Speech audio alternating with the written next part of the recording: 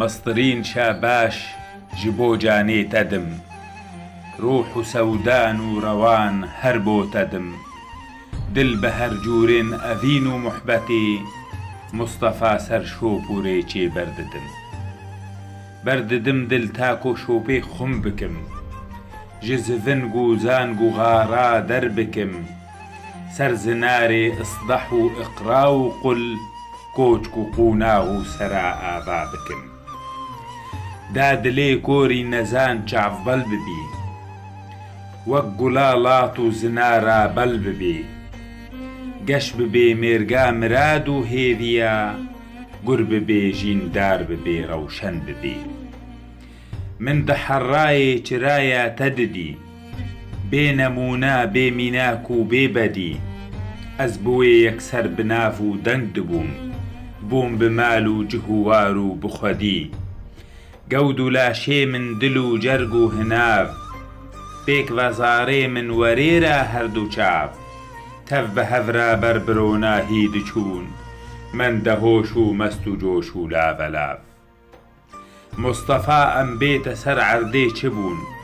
Tev de şaş bûn wek kelaş bûn tole bûn Nav gelan û ref û kom û milleta Her li jêr bûn her li paş bûn tun nebûn Her li ber bayê neyar û dijmina Em dirabûn em dihilbûn ji bina Şax û takê gozirav û bê qerem Dawiya wî her li ber bê ketina Lê dema peygam ji jorê hate xwar Erd bi banga mestırîn bû xweşbûhar Her wiha dehlame best û hêviya Ji elîf û lam û mîmê vedixwar Vedibûn dergahê zanîn û vejîn Şewq û ronahî geha dîwarê çîn Her kesî jî naxwe ser rêçê didît Rêçika destê de çêkir şîneşîn Serwerê min tu murad û mexsedî Bo dilê jar û hejar jînê didî Jîn bitan û tir dibe her gav û dem Êg û Qur'an rêbera wê her bidî Vame ez tev agirim eşqê ketim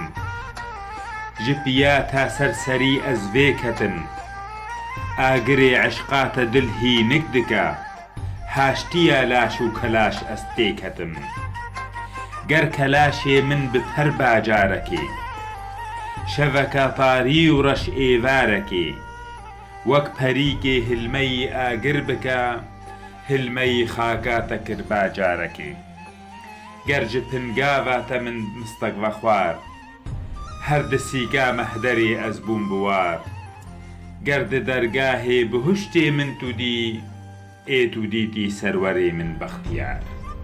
Ê tu dîtî serwerê min bextiyar